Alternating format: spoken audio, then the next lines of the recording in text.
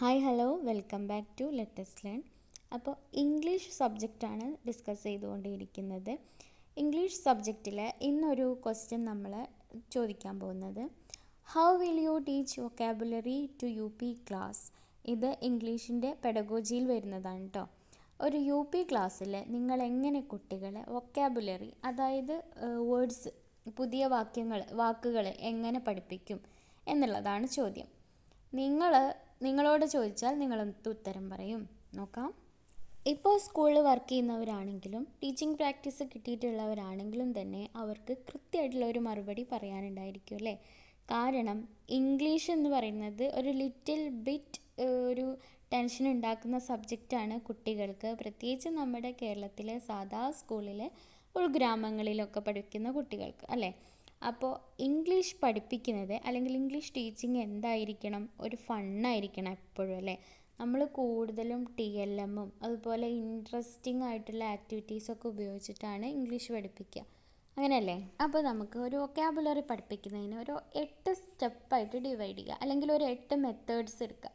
എന്തൊക്കെയാണെന്ന് നോക്കാം. Teach vocabulary in context, use engaging activities, involve actions and emotions, use word maps, daily vocabulary routine, creative writing practice, review and reinforcement, use multimedia. ഇനി ഇതെല്ലാം എന്താണെന്ന് detail ആയിട്ട് നോക്കാം. First one, teach vocabulary in context എന്ന് വെച്ചാൽ avoid teaching words in isolation. ഒറ്റയ്ക്ക് കാര്യങ്ങൾ പഠിപ്പിക്കുന്നത് ഒഴിവാക്കുക. പകരം എന്താക്കുക, ഒരു വേർഡ് പഠിപ്പിക്കാൻ എങ്ങനെ പഠിപ്പിക്കാം? Dance, read, write, jump, sleep, അങ്ങനെയുള്ളതൊക്കെ ഇങ്ങനെ പറഞ്ഞ് പഠിപ്പിക്കാതെ, അല്ലെങ്കിൽ അത് പറഞ്ഞ് എഴുതി പഠിപ്പിക്കാതെ പകരം ഒരു സ്റ്റോറി റീഡ് ചെയ്യാം, അതിലൂടെ പഠിപ്പിക്കാം. Story reading, introduce new words through simple stories or reading passages. അപ്പോൾ നമ്മൾ പുതിയ ഓരോ കഥ വായിച്ചു കൊടുക്കുക. നമുക്ക് പഠിപ്പിക്കേണ്ട വേർഡ് എന്താണെന്നുള്ളൊരു ഹിൻറ്റ് നമ്മൾ ടീച്ചിങ് മാനുവലൊക്കെ തയ്യാറാക്കുമ്പോൾ കിട്ടുമല്ലോ. അപ്പോൾ അതുമായി ബന്ധപ്പെട്ടിട്ടുള്ള ഒരു അതർ സ്റ്റോറി, ടെക്സ്റ്റിൽ ഉൾപ്പെടാത്ത മറ്റൊരു സ്റ്റോറി നമ്മൾ കണ്ടെത്തുക. ഷോർട്ട് സ്റ്റോറി, അത് ഇൻട്രസ്റ്റിംഗ് ആയിട്ട് കുട്ടികൾക്ക് റീഡ് ചെയ്ത് കൊടുക്കുക, അല്ലെങ്കിൽ പറഞ്ഞു കൊടുക്കുക. അപ്പോൾ അവിടുന്ന് ഒരു ന്യൂ വേർഡ്സ് അവർക്ക് ഹാക്ക് ചെയ്യാൻ പറ്റും. ഓക്കെ. മറ്റൊന്ന് കോണ്ടെക്സ്റ്റ് ക്ലൂസ് ആണ്. Teach students to guess meanings from surrounding words. അപ്പോൾ നമ്മൾ കുറച്ച് ആ ഒരു കഥ എന്തെങ്കിലുമൊക്കെ പറയുമ്പോൾ ആ ഒരു കോണ്ടെക്സ്റ്റിന്, അല്ലെങ്കിൽ അതിൽ നിന്ന് എന്താണ് നമ്മൾ പറയാൻ പോകുന്നത് എന്ന സൂചന ലഭിക്കുന്ന തരത്തിലുള്ള ഒരു കഥ പറയുക. ഓക്കെ. അപ്പോൾ അതിന്ന് കുട്ടികൾക്ക് അവർ ഗസ് ചെയ്യട്ടെ. ഗസ് ചെയ്യുമ്പോൾ ടീച്ചർക്ക് അത് എക്സ്പ്ലെയിൻ ചെയ്ത് കൊടുക്കാം. ഇതാണ് കോണ്ടെക്സ്റ്റിലൂടെ വൊക്കാബുലറി പഠിപ്പിക്കുക എന്ന് പറയുന്നത്. അതായത് നേരിട്ട് പറഞ്ഞു കൊടുക്കാതെ ചില സന്ദർഭങ്ങൾ ക്രിയേറ്റ് ചെയ്തിട്ട് അവർ തന്നെ ആൻസർ പറയുന്ന ഒരു രീതി, അല്ലെങ്കിൽ അവരതിലേക്ക് വരുന്ന ഒരു രീതിയാണ്. ഇപ്പോൾ ഞാനൊരു എക്സാമ്പിൾ പറയാം. ടീച്ചർ എക്സ്പ്ലെയിൻ ചെയ്യാണ്.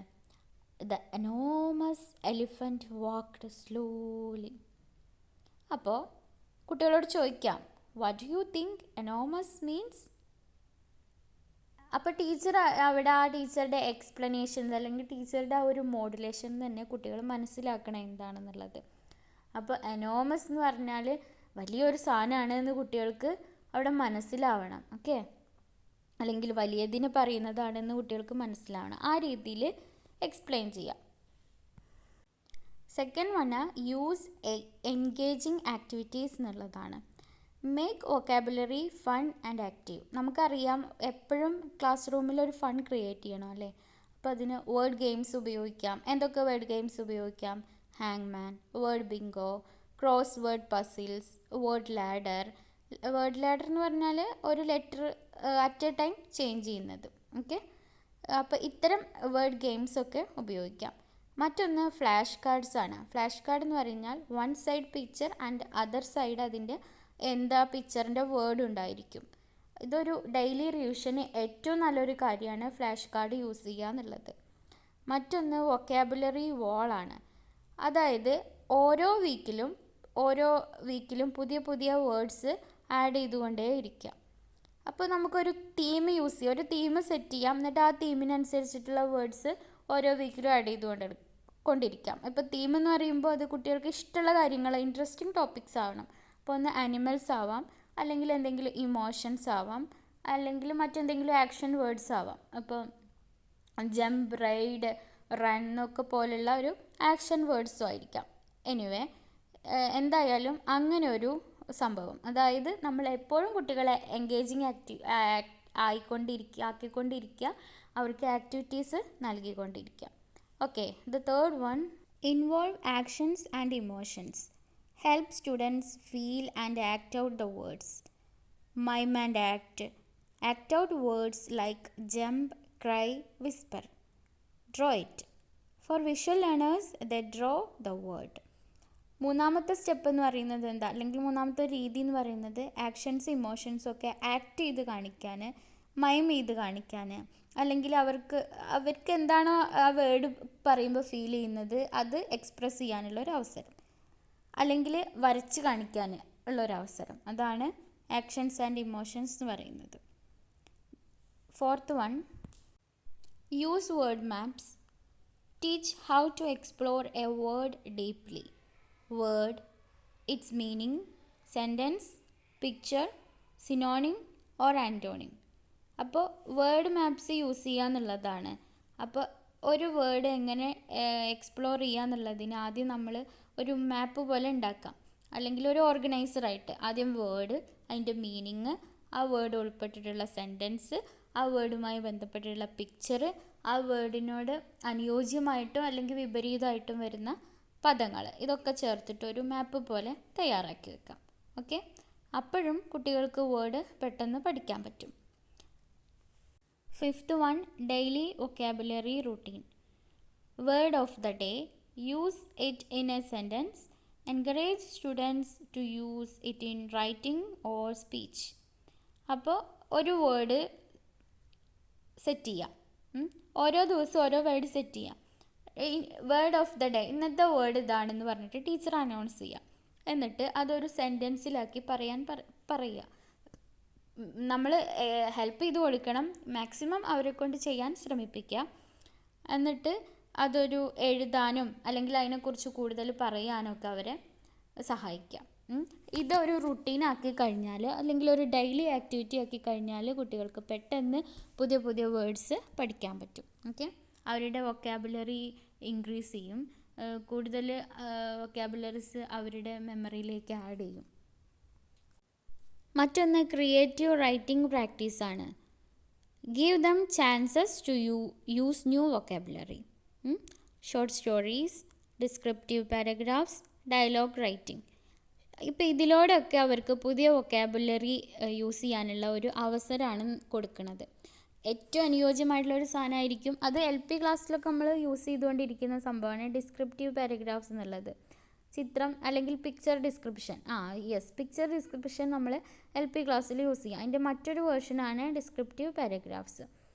അതുപോലെ ഷോർട്ട് സ്റ്റോറീസൊക്കെ എഴുതാൻ കൊടുത്താൽ അവർക്ക് വൊക്കാബുലറി കളക്ഷൻ ഇൻക്രീസ് ചെയ്യാൻ പറ്റും. അതുപോലെ പുതിയ വൊക്കാബുലറിനോട് അഡ്ജസ്റ്റ് ആവാനും അത് ഏതൊക്കെ കോണ്ടെക്സ്റ്റിലാണ് ഉപയോഗിക്കേണ്ടതെന്നുള്ള കാര്യം അവിടെ മനസ്സിലാവും.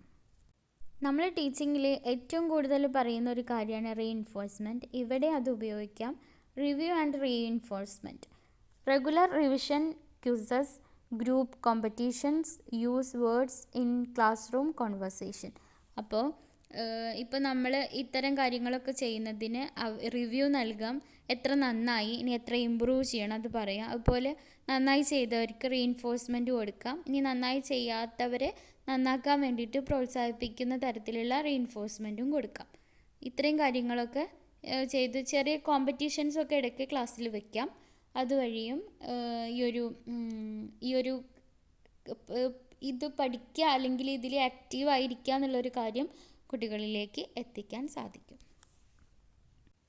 മറ്റൊന്ന് ലേറ്റസ്റ്റ് ടെക്നോളജി ഉപയോഗിക്കുക എന്നുള്ളതാണ്. മൾട്ടിമീഡിയ യൂസ് ചെയ്യാം. അത് പാട്ടായിട്ടും അല്ലെങ്കിൽ വീഡിയോ ആയിട്ട് എന്തെങ്കിലും തരത്തിലുള്ള ആനിമേഷൻസ് ആയിട്ടും, അല്ലെങ്കിൽ ഇപ്പോൾ ഓഡിയോ സ്റ്റോറീസൊക്കെ കിട്ടുമല്ലോ, അത് കേൾപ്പിച്ചു കൊടുക്കുന്ന രീതിയിലായിട്ടൊക്കെ മൾട്ടിമീഡിയ യൂസ് ചെയ്യാം. ഓക്കെ, അപ്പോൾ ഇത്രയും കാര്യങ്ങളാണ്, ഒരു 8 കാര്യങ്ങളാണ് how will A teacher can teach vocabulary in UP class എന്നുള്ള ചോദ്യത്തിൻ്റെ ഉത്തരം. ഓക്കെ, അപ്പോൾ നിങ്ങളോടാണ് ചോദ്യം വരുന്നതെങ്കിൽ ഇതിൽ ഏതെങ്കിലും ഒരു അല്ലെങ്കിൽ ഇതിൽ കുറേ 8 കാര്യങ്ങൾ പറഞ്ഞല്ലോ. അപ്പം നിങ്ങൾക്ക് ഏറ്റവും എളുപ്പത്തിൽ പറയാൻ പറ്റുന്ന കാര്യങ്ങൾ പഠിച്ചു വയ്ക്കുക. ഒരു എക്സാമ്പിളൊക്കെ ചേർത്തിട്ട് അതൊന്ന് പറഞ്ഞു കൊടുക്കാൻ ശ്രമിക്കുക. ഓക്കെ, മാക്സിമം ഇംഗ്ലീഷിൽ തന്നെ പറയുക കേട്ടോ. അപ്പോൾ സിമ്പിൾ സെൻറ്റൻസിൽ പറഞ്ഞാൽ മതി. ഇനി നമുക്ക് ഇപ്പോൾ ഈ പറഞ്ഞിട്ടുള്ളതിനൊക്കെ ഒരു എക്സാമ്പിൾ നോക്കാം. ഓക്കെ, ഇപ്പോൾ ബ്രേവ് എന്നുള്ള വേർഡ് എങ്ങനെ കുട്ടികൾക്ക് പറഞ്ഞു കൊടുക്കാം. Okay, first you tell a story to your children. It may be a story of animal or human, any you can tell. One example, tell a story of a child who rescues a kitten. Okay, and ask them, what do you think brave means? Will hope your children will reply. If no reply from there, you can ask them to show brave by acting. If they get the word, they definitely act the word. Or next, you can explain another sentence.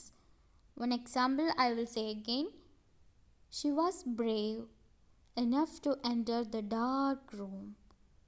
Okay,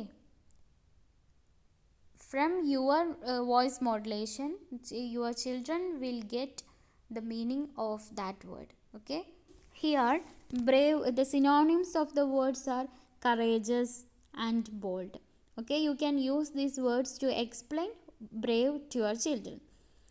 Then you can ask the children to draw some pictures of brave, and if they draw the pictures, it will consistently get in their mind, and they can remind the word anytime. Okay, അപ്പോൾ ഒരു Brave എന്നുള്ള word എങ്ങനെയാണ് teach ചെയ്യേണ്ടത് നമ്മൾ കണ്ടു അല്ലേ.